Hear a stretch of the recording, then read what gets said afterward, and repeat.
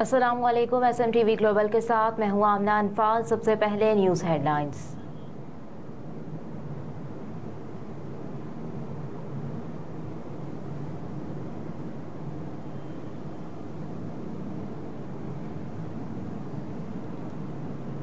गजा पर इसराइल के हमलों में तेजी, शहीद फलस्तीनियों की तादाद 900 से जायद हो गई। फलस्तीनी मुजाहमती तंजीम हमास और इसराइल के दरमियान शदीद झड़पें 5वें रोज में दाखिल हो गई। इसराइल की जानिब से गजा की नाकाबंदी सख्त कर दी गई और इसराइल पर हमले तेज कर दिए गए।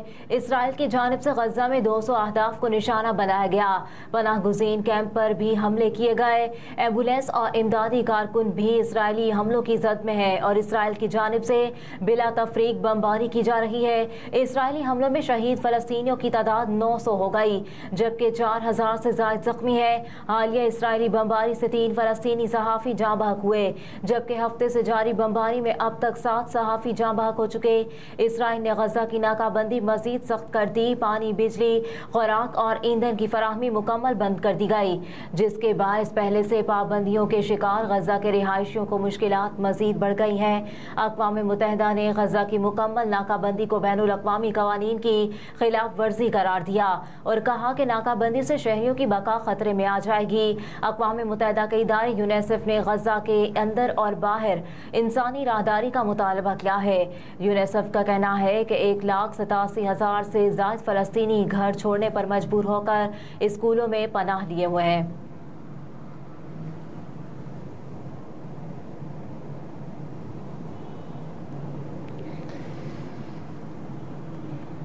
हमास के तर्जुमान खालिद कदूमी ने कहा है कि जब तक मस्जिद अक्सा की बेहुरमती ख़त्म ना हो जाए और जब तक इसराइल हमारे मुतालबात तस्लीम नहीं करता, कैसे मुआहिदा हो सकता है। हमास के तर्जुमान की जानिब से जारी बयान में कहा गया कि आलमी बरादरी ने इसराइल में मजालिम के खिलाफ हमारा साथ नहीं दिया।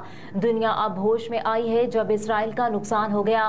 तर्जुमान ने कहा कि हम अपनी आज़ादी के लिए जिद्दोजहद कर रहे हैं और हमने इसराइल के जराइम से दुनिया को आगाह करना है। अल-कसाम ब्रिगेड के मुताबिक सैकड़ों इसराइली फौजी हिरासत में है। तर्जुमान हमास खालिद कदूमी ने कहा कि मुआहिदा करना होता तो हम 70 साल में पहले ही कर लेते। जब तक मस्जिद अक्सा की बेहुरमती ख़त्म ना हो जाए और जब तक इसराइल हमारे मुतालबात तस्लीम नहीं करता, कैसे मुआहिदा हो सकता है।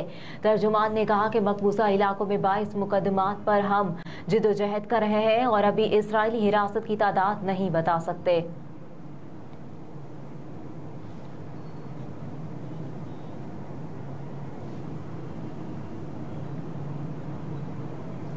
सऊदी अरब के बादशाह शाह सलमान बिन अब्दुल अजीज़ की ज़ेर सदारत सऊदी काबीना के अहम इजलास में इसराइल फ़लस्तीन तनाज़े समेत अहम कौमी, बैनुल अक़वामी और मुआशी मामलात पर तबादला ख्याल किया गया। इजलास के एलामिये में कहा गया कि सऊदी अरब मुसलसल फ़लस्तीनी अवाम के साथ खड़ा है। गजा और गिरदोनवाह में लड़ाई बंद करना ज़रूरी है। एलामिये के मुताबिक सऊदी अरब खित्ते में जंग का दायरा वसी होने से रोकने के हक़ में है।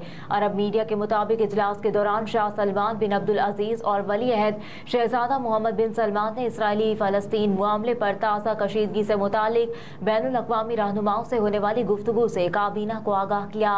मीडिया रिपोर्ट्स के मुताबिक इजलास के दौरान तेल की आलमी मंडी में कीमतों में इस्तेहकाम और बैनुल अक़वामी मुआशी तरक्की के लिए की जाने वाली कोशिशों में अपना भरपूर किरदार अदा करने के अज़्म का इजहार किया।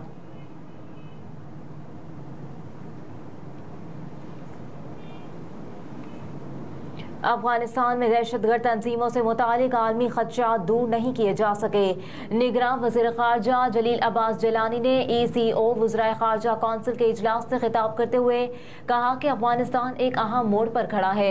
पुरअमन खुशहाल अफगानिस्तान के लिए पाकिस्तान ECO ममालिक के साथ काम करने का मुंतज़िर है। मज़ीद बोले कि इलाकाई तिजारती इंज़िमाम की हिमायत के लिए पुरअज़्म कोशिशें करने की ज़रूरत है।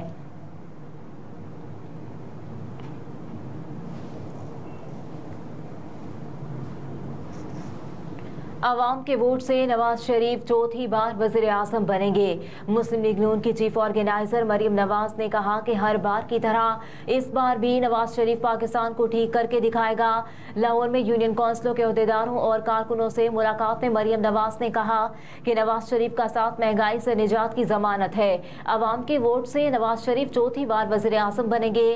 دوسری جانب نون لیگ کے صدر شہباز شریف نے کہا کہ 21 اکتوبر کو گھروں سے نکلیں اور پاکستان کو معاشی ترقی کے معمار کا بھرپور استقبال کریں۔ خواجہ آصف نے سیالکوٹ میں ورکرز کنونشن سے خطاب کرتے ہوئے کہا اب الیکشن نزدیک ہے، حلقہ بندیاں ہو گئیں، الیکشن ضرور ہوں گے، جنوری کے آخری عشرے میں الیکشن ہے اور ووٹ کو عزت ملے گی۔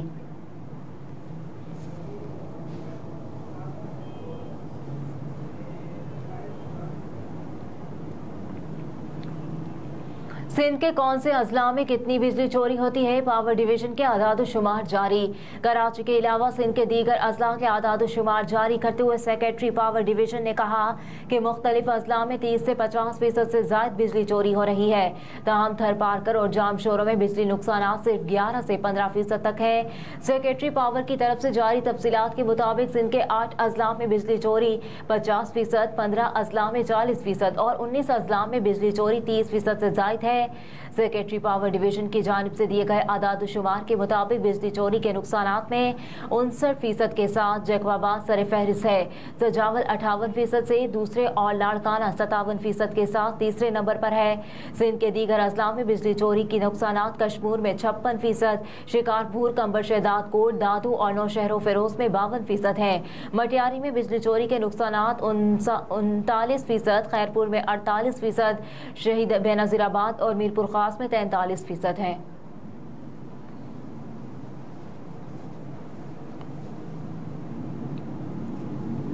پریکٹس اینڈ پروسیجر ایکٹ کے خلاف درخواستوں پر سماعت، اٹارنی جنرل کے دلائل جاری۔ پریکٹس اینڈ پروسیجر کے خلاف درخواستوں پر سماعت چیف جسٹس پاکستان قاضی فائز عیسیٰ کی سربراہی میں فل کورٹ کر رہا ہے۔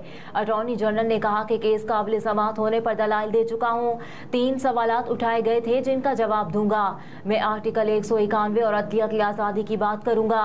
پارلیمنٹ کے ماسٹر آف روسٹر ہونے کے سوال پر دلائل دوں گا، اپیل کا حق دیے جانے پر دلائل دوں گا اور فل کورٹ کے فیصلے کے خلاف اپیل کے سوال پر بھی دلائل دوں گا۔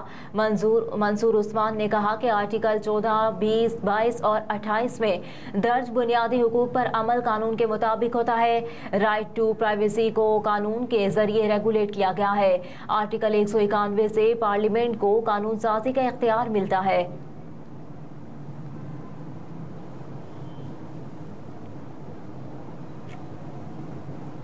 پاک بھارت مقابلہ دیکھنے کے لیے ذکا اشرف کا بھارت جانے کا امکان۔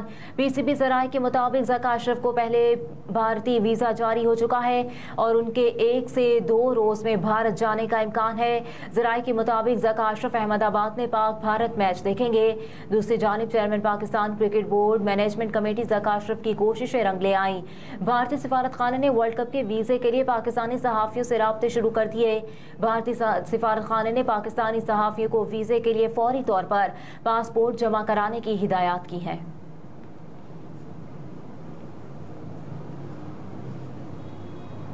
ملک میں مغربی ہواؤں کے سسٹم کے تحت بارشوں اور برف باری کا امکان۔ موسمیاتی تجزیہ کار جواد میمن نے کہا کہ مغربی ہواؤں کا ایک سسٹم 16 سے 21 اکتوبر تک ملک پر اثر انداز ہو سکتا ہے اور یہ سسٹم ایران کے راستے بلوچستان میں داخل ہو سکتا ہے۔ جواد میمن کے مطابق اس سسٹم کے تحت ملک کے مختلف مقامات پر بارش اور شمالی علاقوں میں برف باری کا امکان ہے، جبکہ وسطی اور بالائی سندھ میں بھی بارشیں ہو سکتی ہیں۔ جنوبی سندھ میں بھی سسٹم کے کچھ اثرات رہیں گے جس کے باعث کراچی میں ہلکی بارش کا امکان ہے۔ جواد میمن نے مزید بتایا کہ دوسرا مغربی ہواؤں کا سسٹم موسم سرما میں ملک پر اثر انداز ہوگا، جس دوران معمول یا معمول سے زائد بارشوں کا امکان ہے۔ اور پنجاب میں ہیلمٹ نہ پہننے والوں کو 2000 روپے جرمانے کا حکم۔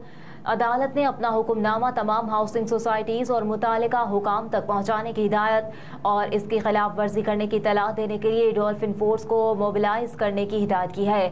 عدالتی حکم میں کہا گیا کہ جو گرین بیلٹس کو پارکنگ کے لیے استعمال کرتے ہیں انہیں 5,000 روپے جرمانہ کیا جائے۔